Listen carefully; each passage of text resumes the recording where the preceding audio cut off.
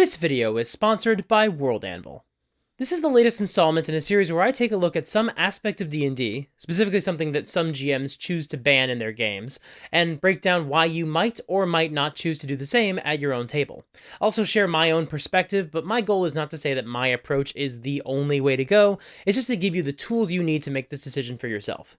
Today we're taking a look at backgrounds. Now let's start with the obvious question. Are there game masters that ban specific backgrounds?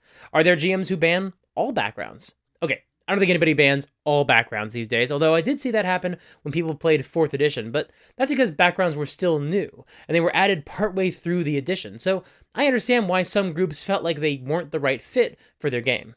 This idea of backgrounds being changed midway through the lifespan of an edition is something we're going to come back to. We're potentially going to circle back to that a bit later. But in 5th edition, there's not nearly as much scuttlebutt about banning specific backgrounds as we might hear around an ancestry or a subclass.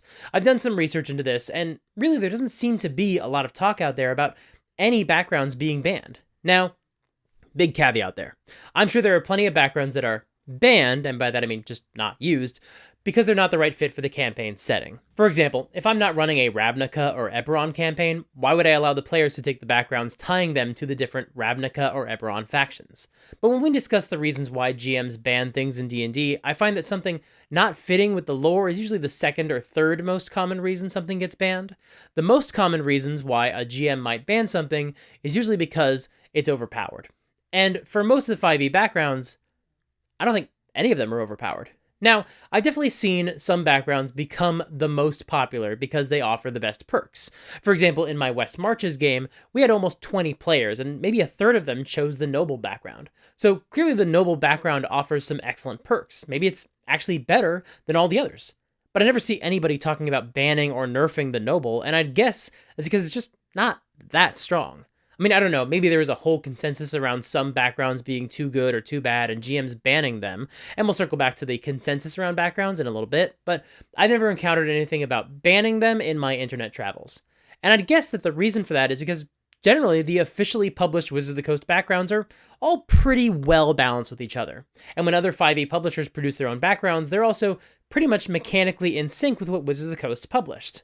Backgrounds aren't meant to make your character extraordinarily powerful, unlike 5e's classes and subclasses, and arguably even 5e's ancestries.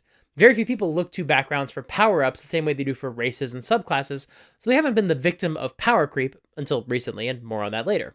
Instead, the goal of a background is to essentially help you simulate what your character was doing with their life up until the moment that they were thrust into adventure and became a level 1 player character.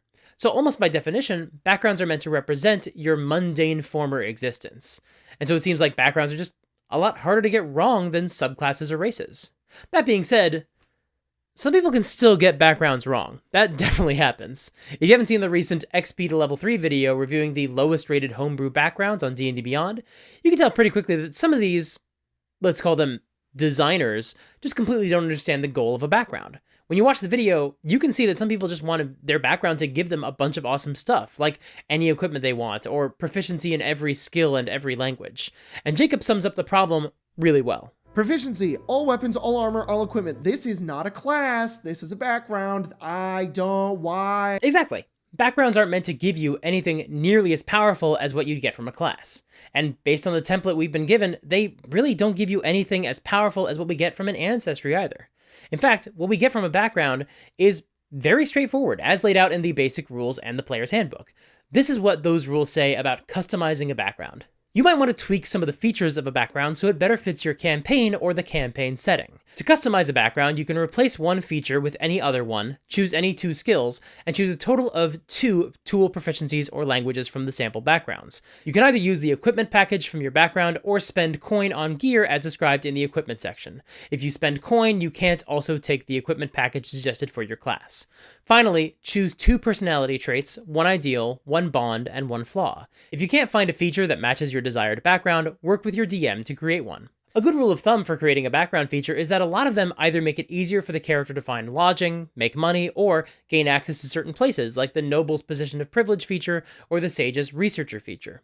A few are instead easy ways to tie into whatever plot hooks makes the most sense for you and your game master, like the Hermit's Discovery, where they figured out some major secret. Now, I've seen some reference to how the Outlanders feature, Wanderer, kind of makes it so any survival-based D&D game is automatically much easier, but that's not really an indictment of background so much as it is 5e's inconsistent and frustrating approach to exploration. But yeah, it can be hard to get these features right, I'm sure. But honestly, for the most part, backgrounds are not that difficult to create because they don't have a huge impact on the character. But then again, that is also the argument against 5e's approach to backgrounds. They don't really do anything. Now, I don't really think that's true, but I want to unpack the argument. First, it is debatably true that some backgrounds are less helpful than others, and that some background features are effectively useless if your GM doesn't happen to run a campaign that allows them to shine. For example, the gladiator background allows you to basically be a celebrity in any culture with gladiator fights, but if you're not in one of those cultures, then your feature is basically useless. So yeah, you need to talk to your GM before choosing your background to make sure that the one that you like will actually make sense and come into play in the campaign. But also, hot take I guess, that's kind of always true. For example, I played a charlatan wizard for 20 levels and the false identity trait basically never ever came into play. But also, more than half the backgrounds in the player's handbook, charlatan, criminal, noble, sage, soldier, sailor, urchin, these are all almost completely useless if you're playing in Curse of Strahd, and your characters are removed from the ordinary world they know. So all backgrounds require some level of being on the same page as your game master. But in the last year or so, I've discovered that apparently a huge part of the online D&D community doesn't like backgrounds at all, because they basically have little to no mechanical benefit. And we can obviously agree to disagree, but speaking completely personally, I really like the version of backgrounds that we got for the first several years of 5e's publications. I like that you just get a couple of skills that make sense for what you used to do with your life. I don't often care about tool proficiencies, but I do think that they make sense to be tied into your form or profession. Likewise, tying languages to backgrounds works great for unlinking some assumptions we make about player ancestries, and I think we should do it more. And perhaps most importantly, the background traits, ideals, bonds, and flaws are excellent design. They don't just help new players figure out their characters in a more practical way than alignment ever could, but honestly, I still use them all the time to try to make my characters more complex and unique. We can quibble with individual examples, but I like 5e's backgrounds. Now, but by no means am I saying that you're wrong if you don't think backgrounds make enough of an impact in 5e games. For example, here is a really interesting comment from my recent background video. I just wished backgrounds would have had more of an effect in the adventure paths and modules. And that's kind of a different topic. It doesn't have to do with power scaling so much as making sure the background has a meaningful impact on the story. And one solution, although your mileage may vary on whether or not this is the right solution, but one solution we've seen in some published adventures was the inclusion of new backgrounds that match the theming of the adventure. For example, in Curse of Strahd, there was a background called Haunted One, where you've basically endured some horrors and people can tell by looking at you that you're still not okay. If you want to play certain types of characters in Strahd adventures, the Haunted One can help channel some of these concepts. Likewise, Tyranny of Dragons includes background traits that can help you tie into the adventure, and 2 optional features you can use to replace your current existing background features. These are designed to basically give your player proper motivation to join the campaign, and to give them tools to better navigate the adventure. And some of them are really cool, like one of the new options for your trait is that you used to be a dragon who got transformed into a humanoid. That's super duper cool. But one issue with this approach, I feel, is that they just don't offer that many background options, or that many options for traits and features to replace your existing background elements. And most players don't want to take the same backgrounds as other players, or the same background traits, unless there's a thematic reason they would all share a background, and we'll get to that in a minute. So, by only offering 1 or 2 options that specifically fit the theme of the adventure, you're sort of setting up a dynamic where one player character is more thematically linked to the campaign via their background mechanics than any of the others. However, over the past few years, the default backgrounds have changed. Now, at first, this change was specific to high magic settings. For example, when Wizards of the Coast published a D&D guide for the Ravnica setting from Magic the Gathering, the backgrounds were all tied into the guilds that make up Ravnica's culture. And if you were a spellcaster, then you would get access to some specific spells that match the theme of the guild.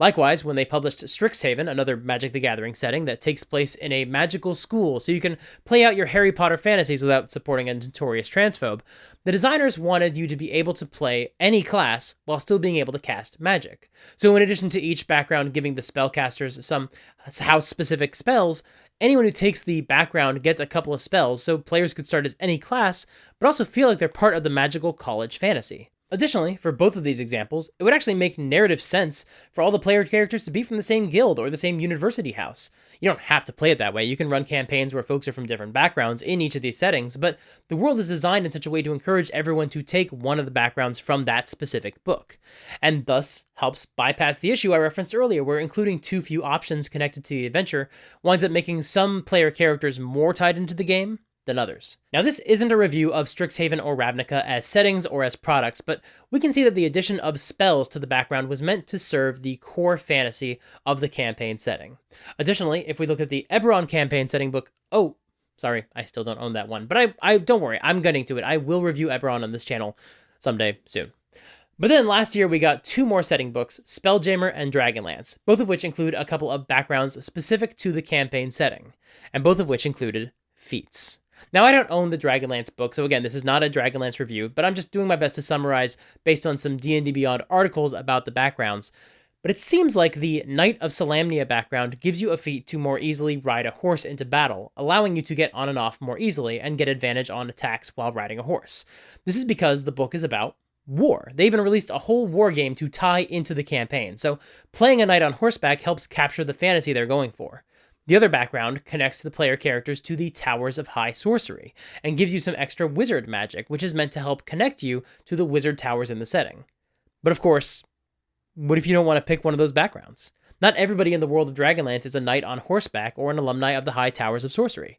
There are some famous books about Dragonlance where, honestly, most of the characters were not knights or mages. And this is what sets this approach apart from Ravnica and Strixhaven. You don't have to take one of these Dragonlance backgrounds, but if you don't, your character is just a little bit worse by default because those ones get a feat. But there are only 2 backgrounds, and they both capture really specific fantasies. Meanwhile, in Spelljammer, we get 2 more backgrounds and each one has a feat. But this time, it's not like the other examples we cited where the feat you take enables you to connect your character to some important aspect of the setting. Well, it is for one of them. The first background is the Astral Drifter, which grew up living on or among the petrified husks of dead gods floating in the astral sea. The background's feature, Divine Contact, gives you a moment in your past where you encountered a god, and so you get the Magic Initiate feat, but the spell it gives you has to be a cleric spell. So okay, the feat isn't as specific as the ones from Dragonlance or Strixhaven, but it's customized to fit the situation. On the other hand, the Wild Spacer background gives you the Tough feat, in addition to describing how being weightless doesn't give you any disadvantage on any of your melee attack rolls because you're well adapted to zero gravity. And this is where we start to see the change. For a bit of context, it's been really common for 5e game masters to give players feats at first level.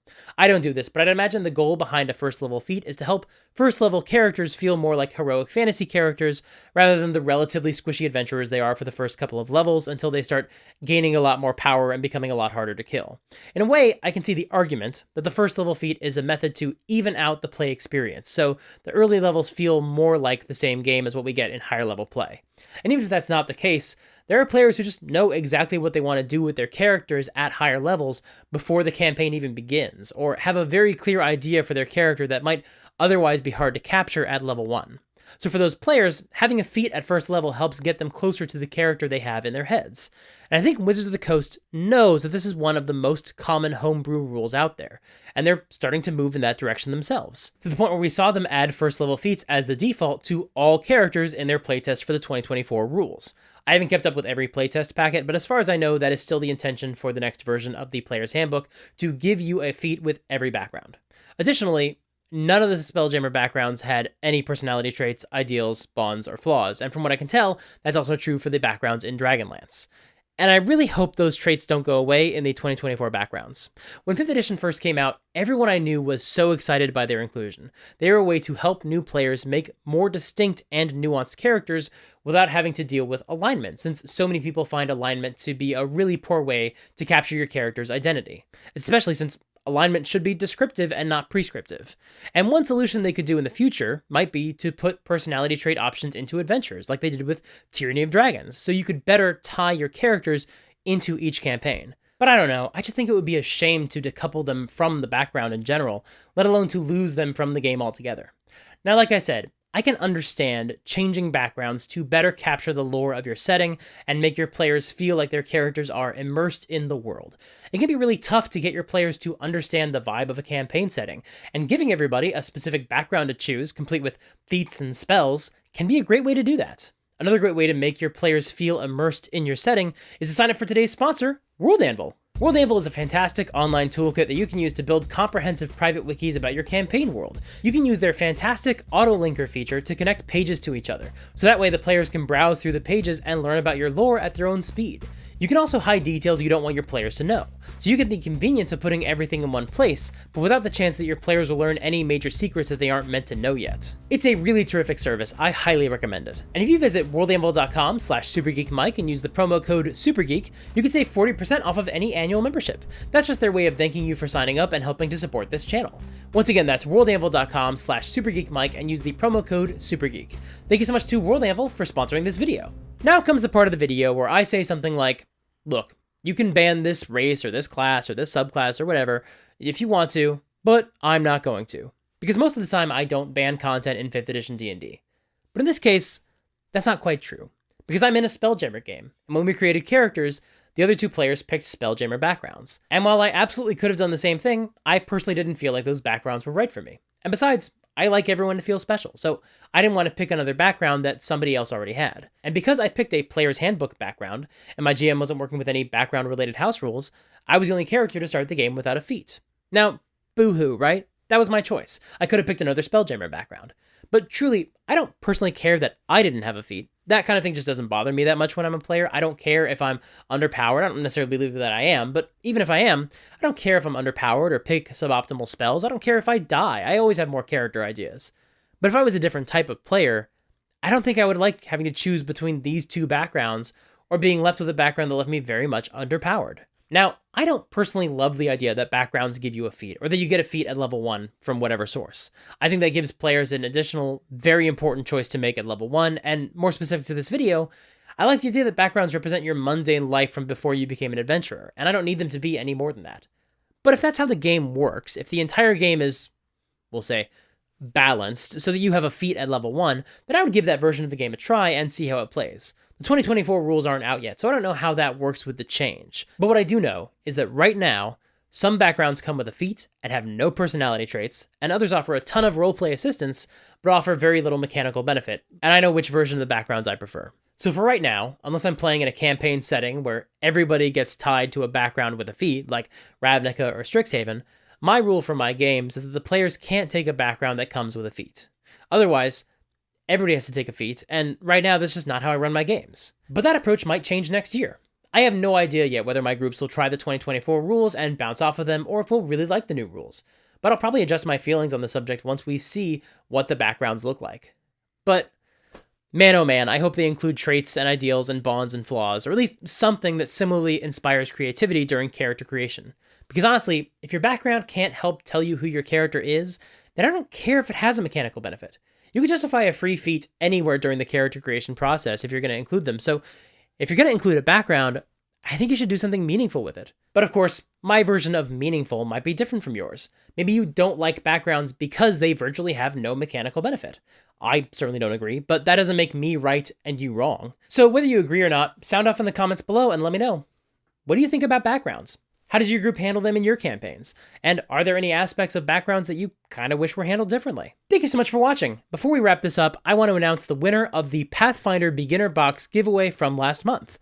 The winner is Morning Dusk 7734. Morning Dusk, reach out to me on Discord or email me through the form on my website and we'll get that box out to you. For everybody else who entered but didn't win, don't worry, we will definitely do some more giveaways soon. Stay tuned. Thanks again for watching. I hope this video made you think, even if you don't agree with me. And if that's the case, then make sure to like and subscribe. I've got new videos coming out every Monday and Thursday, and they're all pretty good if I say so myself. If you want to help support me financially, sign up for my Patreon. I would also love to have you join my Discord server. We have a really good time there just talking about games and actual play shows and all kinds of awesome stuff. Follow me on Twitch to catch my live streams and sign up for my newsletters for all the news that I can be bothered to send. All those links are in the doobly-doo below. If you want to see how beneficial backgrounds can be to the character creation process, check out this video here where I create a new character based entirely on a background. Until next time, play fair and have fun.